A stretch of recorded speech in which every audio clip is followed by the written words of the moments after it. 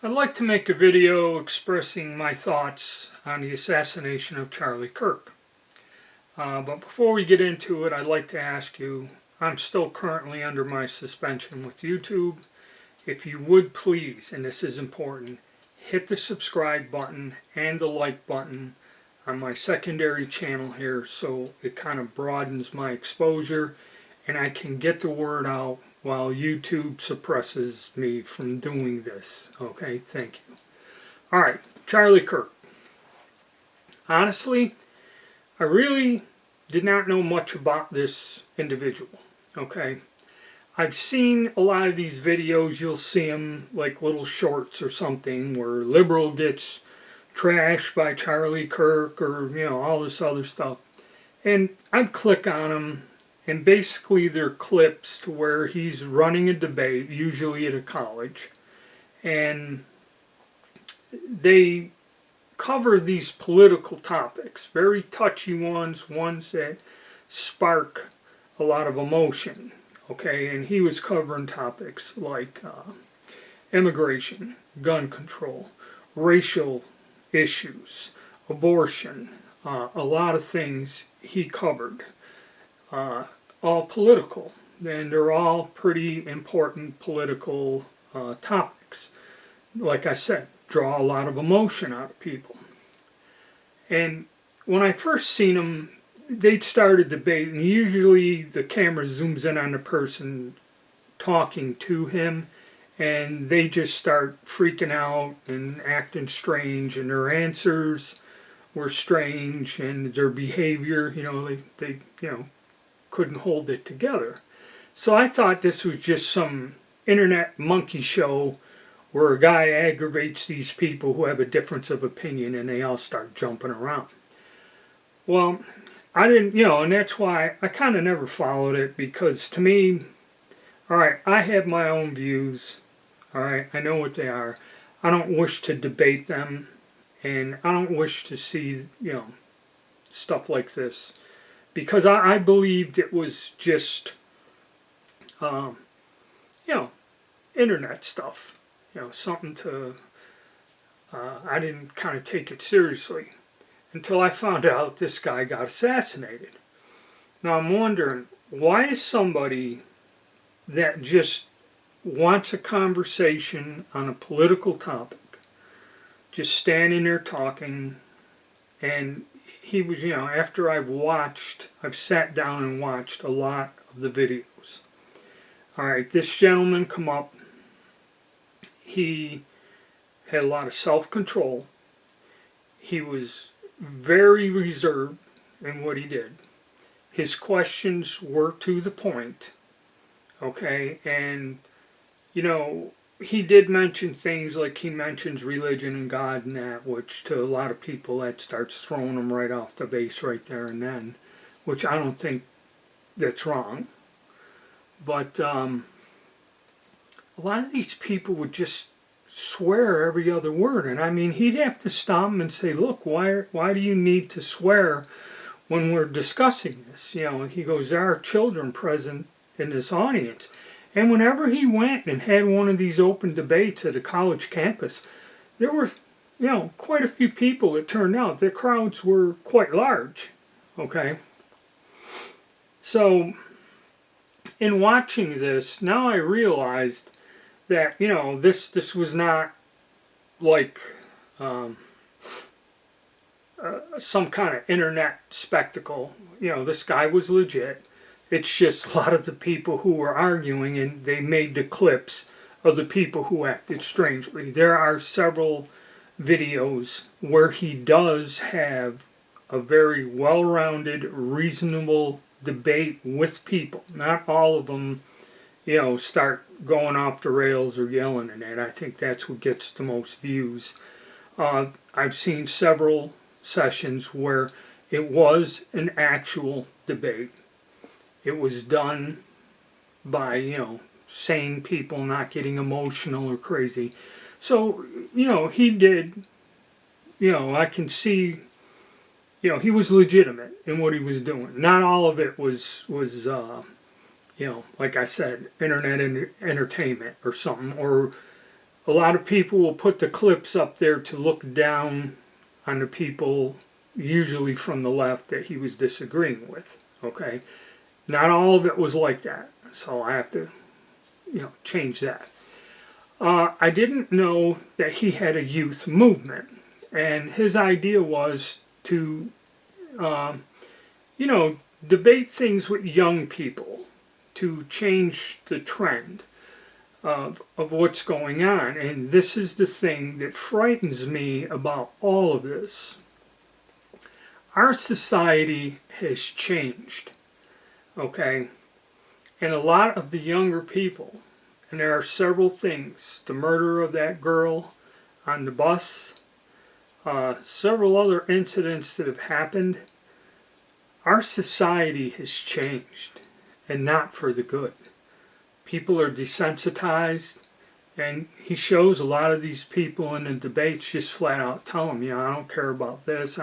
He goes, well, don't you care about other people's rights, feelings, or whatever, however the discussion goes. And some of these people get all emotional and flat out say, I could care less. Now, the fact that he was assassinated, number one, okay, and this again, supposedly they arrested someone, now they got photos and people with their phones seeing somebody running around on a rooftop, took a 200-yard shot at him, and you're hearing all kinds of conflicting stuff. Okay, he was shot in the neck, he was wearing body armor, and a bullet clipped him, which, even when you wear body armor, this is true, and there are several incidents where this happened. The bullet clipped the body armor, bounced off, and then sliced his neck, and that's what did him in. I don't think he died instantly. They said, that he was in a hospital for a while, there surgery, and that's when he passed. Supposedly there were reports of them holding a guy down on the ground, that they arrested someone. Now I hear that they're looking for a suspect. They don't have anyone. And it's also very curious of how somebody climbs up to the roof of a public building with a rifle or whatever and crawls around up there where everyone's seeing the person. Okay, another thing brought up is why wasn't there an ambulance there? Something about the rules that if you have a gathering with so many people, some sort of emergency tech should be on hand in case of it. There's a whole bunch of conspiracies, this, that, and everything else. But the reason is, why would he be assassinated? Maybe he upset some people with the way he carried on his debate, but to kill the man over it, okay? And now the governors and everybody is saying this is a political assassination. Okay, so did this person actually start a movement that gained the attention of someone that would want him taken out? Okay, and the fact that now all these videos are up celebrating his death, okay, is another thing. All right, I get gigged for, the reason I got suspended is because I was talking about a sale price of a firearm online, and YouTube suspends me, but yet there's people over here in the middle of this political crisis laughing and carrying on about this man's death, and they're not banned. Okay, that's not right. So this is also happening at a time where there's a lot of political things going on. The economy is in free fall. I believe there's going to be some sort of an economic issue coming up. These wars are not being halted, they're actually escalating. Both the Ukraine, the Middle East, we're doing something in South America, now China, things are getting revved up there.